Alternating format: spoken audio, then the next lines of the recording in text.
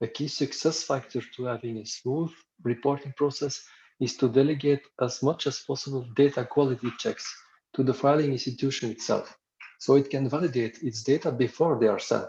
That's crucial. The DPM Refit project is addressing this topic, and it's my pleasure to give the floor to Antonio Olleros, also from the consulting site Meaningful Data, who will explain the next topic about validation and calculation rules. Please, Antonio, the floor is yours. I have only 3 items for this presentation. I'm going to first provide an introduction on the topic. Then I wanted to give an example because I think it's going to really help to make sure that the concepts are understandable. And finally, I will say a few words, not much about calculation, because this is something new for the DPM Refit. Okay, so I wanted to start with an overview of the current process in the how validations work in the current DPM. Because I think it's very important that everybody has clear, that everybody understands that the full validation lifecycle starts with some business users writing the validations in what I'm calling here a semi-formal language. This language is what you most likely, all of you or almost all of you are already familiar with. It's this kind of validation where we write that this cell A, that is referred like as a table, row, column, and z-axis combination, right? So this cell A equals cell B plus C, right? So it's this thing that you're already used to see. The thing is that everything starts with that, right? Business user writes this kind of validation. This is semi-formal. It's not completely formal, but it is formal enough so that it is possible to automatically extract some relevant information and even doing some validation and load these validations into the data point model database. Okay. From the data point model database, it is possible to extract the Excel report. This is the Excel file that most likely also, well, the Excel files, because there is one for the EVA and another for EIOPA that most likely you are familiar with. Okay. And now we are able also to create the XBRL formula definition that is included in the taxonomy. The problem is that in this case, mainly because the language is semi-formal, it is not possible to do this in a fully automated way. So there is always the need for some human intervention in order to create this XBRL formula definition. Good thing is that once we have the XBRL formula defined in the taxonomy, there are already some XBRL engines available so that it is possible to get an XBRL XML instance file and load this into the engine together with the taxonomy, and we are able to get the results. Right? So this is the high-level view of the current process for validations. So if you see, the key here is the very beginning of everything is the business user writing this semi-formal language. As Bartos has just said, this was used from the very beginning without a lot of specification, and mainly because it was not necessary in the beginning, because most of the validations were very straightforward of this type, like one cell equals one, another plus another one, right? The thing is that little by little, things start getting more complicated, and this is when we start feeling more the problems of not having a formal definition. I would like to highlight 3 main challenges with this lack of formal definition. The first one is that it is not possible to have a full automation when translating to other languages, for instance, to the XBRL formula. This is one of the reasons why we are not able to generate automatically the XBRL formula definition for the validations. Another problem that gets more relevant with more complicated validations is the lack of harmonization. If you see ABA and EIOPA validations, the basic validations that, by the way, are most of them, 70 or 80% of them, they are basically the same. But when we start adding more granular data, open tables, and so on, the practices start being a bit different. Right? And finally, we can have some ambiguity with what a validation means. Fortunately, this is not a problem for business people because they know the business and they understand it. But for some complex validations, for technical people, it might be not 100% clear what the validation is. Right? We have another player here, which is the XBRL formula, and this also adding some challenges.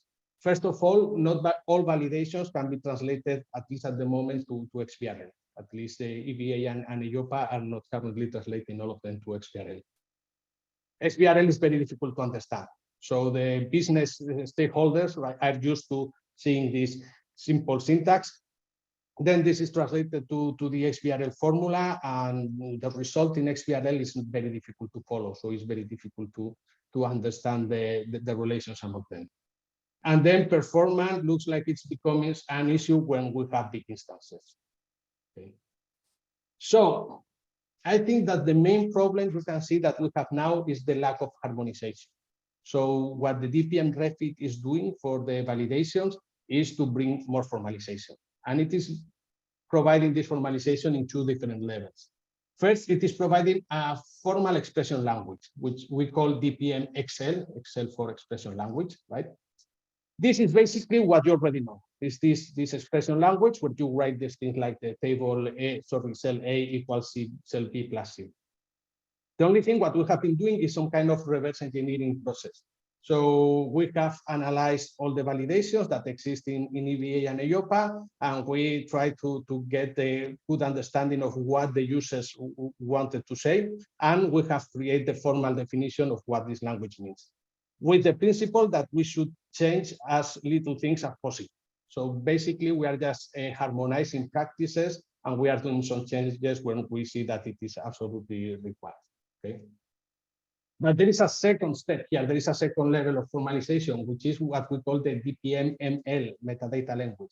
The thing is that these expressions are going to be parsed, and then they are going to be provided as a structured metadata in the database. I'm going to show you this with an example.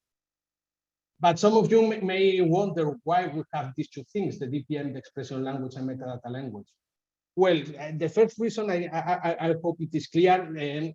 The DPM expression language, we really need it because it's what business users do. I mean, they write these validations using this language and they understand it that way. The problem is that this is based on rendering, right? On tables, rows, columns, and so on. And this rendering is not totally stable. You may remember that at least in the case of the EVA, there has been recently a change where the rows and the columns, the codes have changed because a zero has been added and so on. So this implies that the validation in a DPM XL terms need to change, but actually the validations are exactly the same. There's no real business change to it, right? So that's why the DPM, instead of being based on the rendering, is being based on the variables, and this makes it more stable. But then there is a second reason, which is that, okay, we are very used to this DPM XL language, but some other organizations may want to use a different language, expression language. That is okay. In principle, it should be able then to convert this into DPML so that we could have everything in the metadata, even if the languages that are used as source are different. So, well, here I'm talking about formalization. What we are doing when we are formalizing is providing a specification that is basically a documentation that has three main parts. First, we have an information model, basically defining the artifacts of the languages.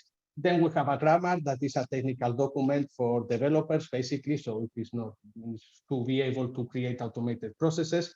And then we have the semantic specification. That for me is the critical thing, and it is not easy to explain many times, but it is about specifying the constraints and behaviors for the operators.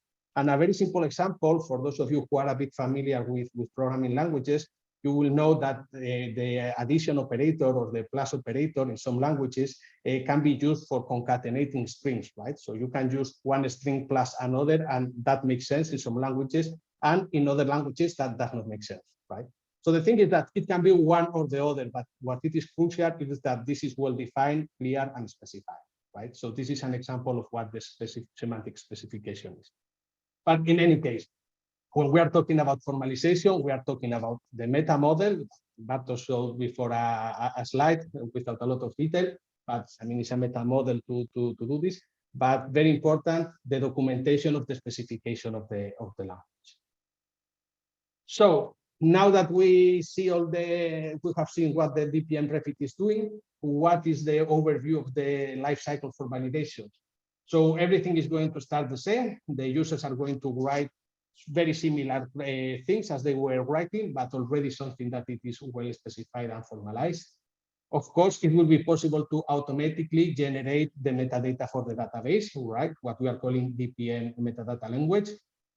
Of course, it will be able to generate again the Excel reports, so the Excel export to share with the stakeholders. Very good news is that we will be able to in a fully automated way to generate the XBRL formula definition. And of course, this remains the same with the XBRL formula definition. XBRL engines will be able to deal with the XBRL XML instances. Now we have a new thing, the XBRL CSV. Carlos already said something about it. What we expect is that, of course, sooner or later, I don't know whether already some engines in the market are supporting the XBRL CSV, but in any case, we would expect that this is supported by XBRL engines. But the fact that DPM XL and DPM ML are formal, this opens a new door, which is the possibility to directly build engines based on these formal languages. If we have such an engine, for instance, for the DPM metadata language, it would be possible to directly validate the data in instance files, right? But also because this is not related anymore to XBRL, this is more abstract than XBRL, it would be possible to use other data sources, for instance, a database where we have already integrated the data. Okay, so this was the introduction. I'm going to show you very quickly an example of what this means in practice. This is a very simple table with 3 rows and 3 columns, where there is a very clear relation between the columns, because one is the total assets and the other one is the percentage of the total assets of the column 10, right? So there exists already a validation that says something like this. For this table, right, for all the rows, for each of the rows, the column 10 has to be equal to the column 70 times the column 8, okay? This is what we call the DPM XLM, basically what you already know. With some changes, for instance, here we are suggesting to use this with clause in order to do something that currently it is done in the Excel, in different columns in the Excel, right? Basically to say that this relationship applies to all the rows of one table. Now, this can be represented as a tree, okay? If we take this, because we know math, right? We know that what is going to happen here is that first I need to do the multiplication, and the result of the multiplication has to be compared with this other thing, right? So this, in a tree, a typical tree representation of this operation would be like this. So we have a multiplication of the column 70 and 80. The result of this operation is going to be an input to this other operation, right? Where we are comparing this with this. You see that here we have the operands, and each of the operands are representing 3 rows, because remember the table has 3 rows, and here we are saying that this applies to all the rows, right? So these are operands that refer to or represent variables, 3 variables each of them. So with these 3, we have the key to what is going to be the metadata language. We can create very easily a table that is defining this tree. This is a simplification of the real table, but it is basically the same. What we are going to have here is nodes. The first node is the equal node. And below the equal node, this one, we are going to have 2 things. The operand C, which refers this, and this multiplication. And the same here, below the multiplication 2, we have 2 things that are also operands. Okay, but what are these operands? These operands, as I said before, are representing 3 variables, each of them, right? So if we take the operand A as an example, what we have is 3 variables. Here I'm writing in a very light color the reference, but the idea here is what we have is the data point ID or the variable ID. This is just for clarification. But the thing is that we cannot compare everything to everything, right? So we need to compare the row 10 to the row 10, the row 20 to the 20, and so on and so forth. So that is why we need to create this index. In the reality, the index is going to be a bit more complex, but essentially it is this very same idea, okay? The idea is we are going to compare everything that has the same index. So I'm going to compare row 10, column 70 with row 10, column 80 with row 10, column 10, right? This is what we have the index. And this part is what we are calling the data point model metadata language. As you see, the operators are the same, right? The specification is the same. It is a different representation of metadata in the database. And how this is going to work in practice? When we will get the data, we need to provide to the data the right index, right? So for instance, if we come back to this table, we see that we have the column 10, we have for the row 10, the value 51, 42, and 60. Now we can see here that sorry, this was column 10. For row 10, we have the index 1, for the 20, the 2, and the 3, right? So in practice, what we are going to be managing is something like this, where we have the values associated to the respective index. And once we have this, it is very easy to do the operation, because first we need to do the multiplication between the 70 and the 80, right? So what we are going to do is we are going to multiply the values that have the same index, and the result is going to be, again, 3 values with their respective indexes. Now, once we have this operation, we need to do the second operation, which is the comparison, right? But because the column 10 has already also the index, we can do already directly a comparison. In this case, we see that there is an error, right, with the data I wrote for the example. So we will know that if for this validation, there is one error, and by knowing the index, I know exactly what the row is, what the involved variables for this error. And now very briefly about calculations, because this is something new that is not currently present at the DPM. The idea of the calculations is the transformations that serve to derive new data, to generate new data. And the idea I wanted to share is that essentially it is very similar. It is the same as the validations, because it is about having algorithms that take as input some data and produce and output some data. There are some differences, but they are mainly related to some related issues, not explained. So, for instance, when the validations or the calculations are triggered. Normally, you want to validate as you receive the file, and maybe the calculations you do them at the end of the month or whenever you have a big change in one big file, whatever, right? But essentially, what refers to the language, it is the same. So the DPM XL and the DPM ML, it's also valid to defining this calculation. A very short example and very quick one. If we take the templates for the transparency exercise, you see here we have a table where we have by row some concepts. We have a mapping saying the calculations. For instance, in this table 10, that is a bit more complex, but not too complex. We are saying that this is calculated as the sum of 2 correct cells, right? And then by columns, we have different dates. Okay. So the idea is that we can write this in the DPM. In the DPM XL and ML. The idea is that, of course, first we need to have these tables defined in the DPM as tables. We need to have the variables, and once we have the variable, sorry, we can assign some results, some expressions to the variables. The only thing I wanted to emphasize here is that for calculations, being able to concatenate operations is critical. This so far in the validations, it has not been used because it was not a very useful use case for the EVA and EIOPA validation, but here it becomes critical. As a very simple example, here the idea would be something like this. If you see the row 10, they all contain the same calculation because the only difference between the columns are the dates, right? So we would be able to create first this calculation for all the dates, right? And then the idea is that we need to be able to use this result as input to other transformations that then, well, we are going to filter by in this case, by the dates, right? So the message is that the DPM XL and ML, so the operations model, is going to support the calculations, that they are very relevant, and that they are basically the same. The only thing is that they may add a bit of complexity because of the need to be able to seamlessly concatenate operations. And with this is all. Thank you very much for your attention, and I hope I didn't spend too much time. No, thank you, Antonio. You never spend too much time in explaining this type of topic, so it's very insightful and it's touching the core of the validation element. So standardizing the expression language will bring added value to all of us.